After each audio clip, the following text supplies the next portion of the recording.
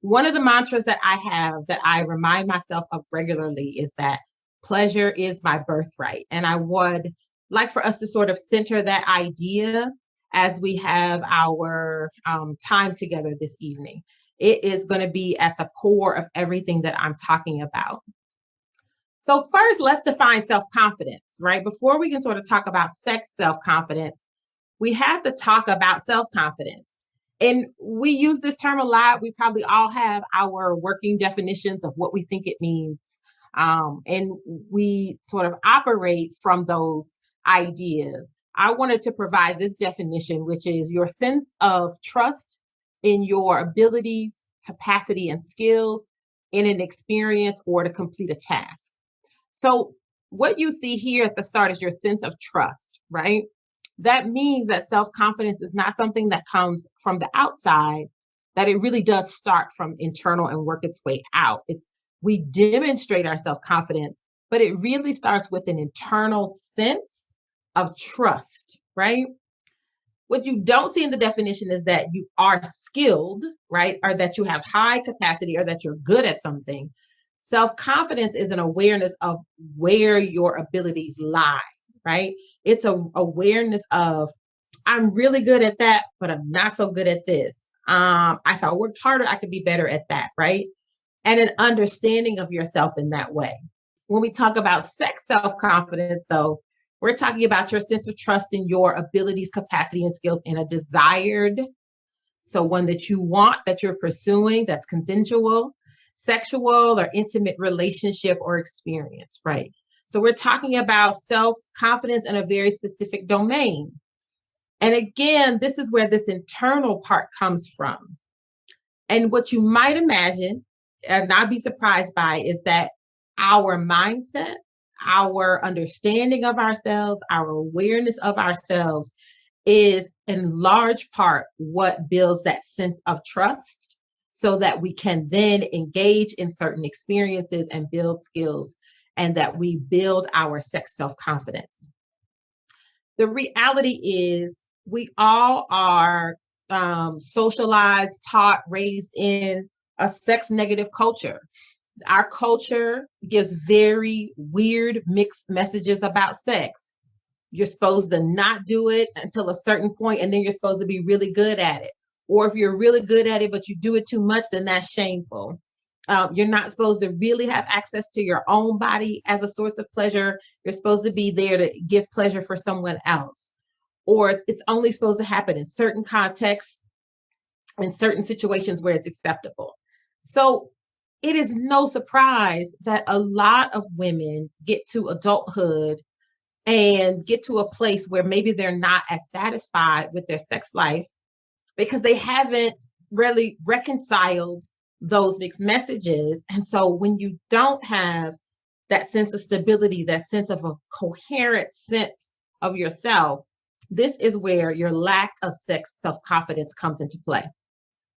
So the suggestions that I'm going to give and the conversation that we will have at the end will really be about how to build that internal sense of trust in yourself.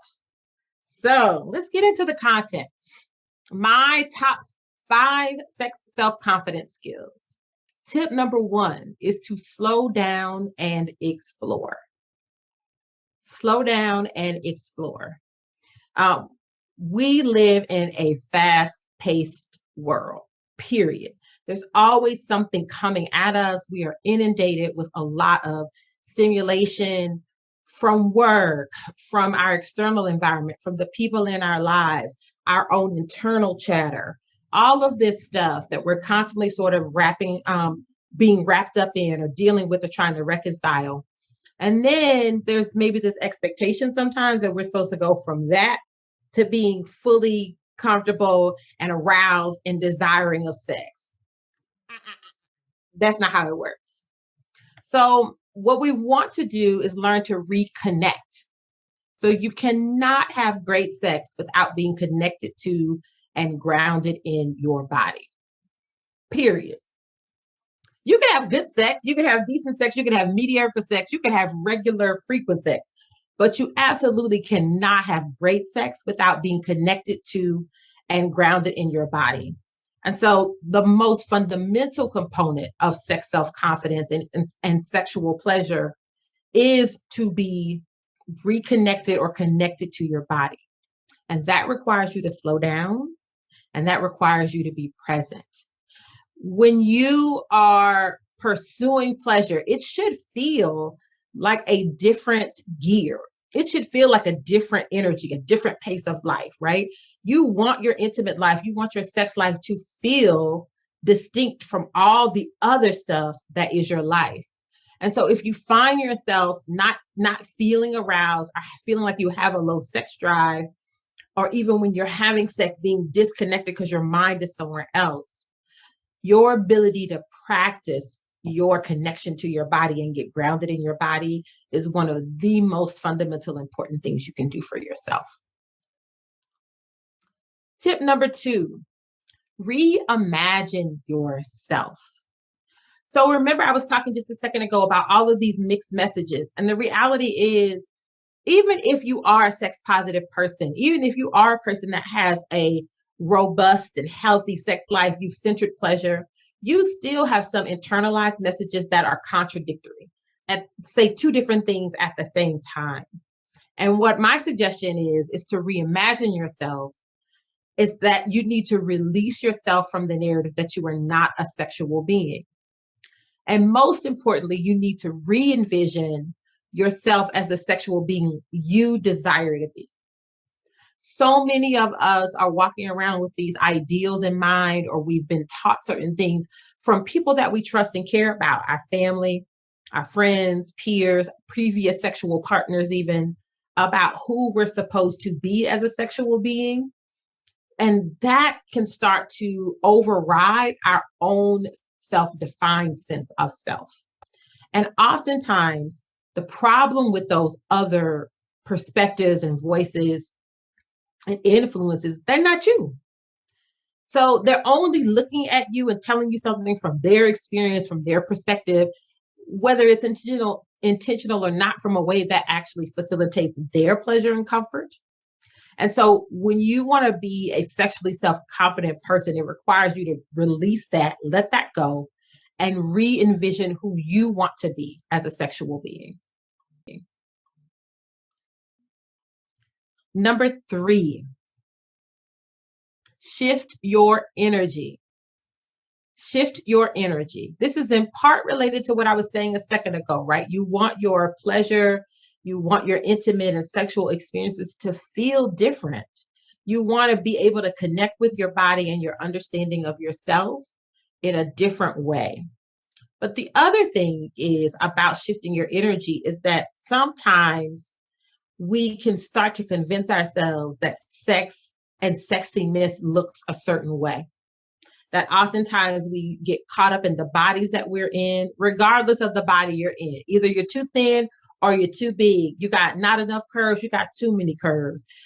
This part jiggles, this part don't jiggle. We put so many limitations on ourselves that really inhibit our sexual pleasure and our ability to be embodied in our own sexuality. So when I talk about shifting your energy, I'm talking about remembering you have power in your own energy. That sexiness itself is energy. The tip is to find yours, own it, and then play. Have a good time. Tip number 4. This is really getting to the details of those mixed messages I've been talking about. Silence those voices. Listen, the reality is your mama has told you something, your aunties have told you something, your big cousins, your sisters, the church, your previous partners, the men in your life, they've all said something either directly to you or about somebody in your sphere, or about other people that is sexually shameful. They have shamed you, and women experience this more so than men. It plays out oftentimes for men in some different ways, but sexual shame is so real and such a libido killer.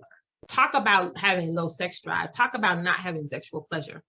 The experience of shame is really like water on a fire. It shuts it all the way down. And so what I want to remind you is you get to define your sex life and your sexuality in whatever way that feels good and affirming to you, and to be completely unashamed about it.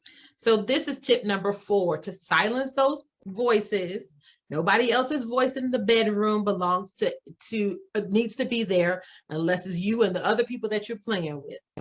So be unashamed and release the internalized shame. Stop letting folks who are not in your bed make decisions about your sex life. Period. That's it. It's none of their business. Tip number 5.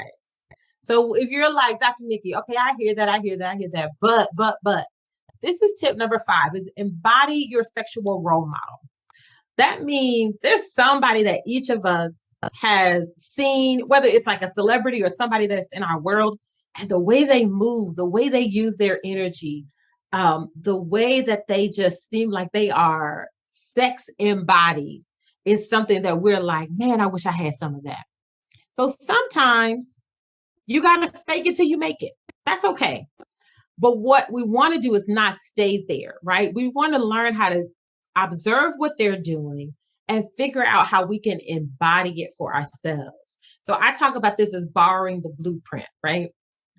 We're not gonna all have the body of a Beyonce or a Lizzo or a Rihanna, whatever body type you think is sexy. We might not ever get that, right? No matter how much, whatever we do. The reality is we have to figure out how to make it feel good on our bodies, and to get out of this sort of external expectation that sexiness looks a certain way. But it's okay if you have to borrow a little bit of the roadmap and a little bit of the blueprint from somebody else before you feel fully confident in your ability to do it for yourself. So the last thing that I want to leave you with for this part is a reminder that you are worthy of rewriting your script. And that means that at some point you developed this sort of rule book or script about what is acceptable, what is pleasurable, what you want to do, what you're willing to do with regard to your own sex and sexuality. Is you can rewrite that at any point. If it at this point in your life is not serving you anymore, then you are worthy of rewriting it. Even if that means asking different things of your partners, even if that means even being sitting in discomfort for yourself or being uncomfortable while you figure out this new version of yourself.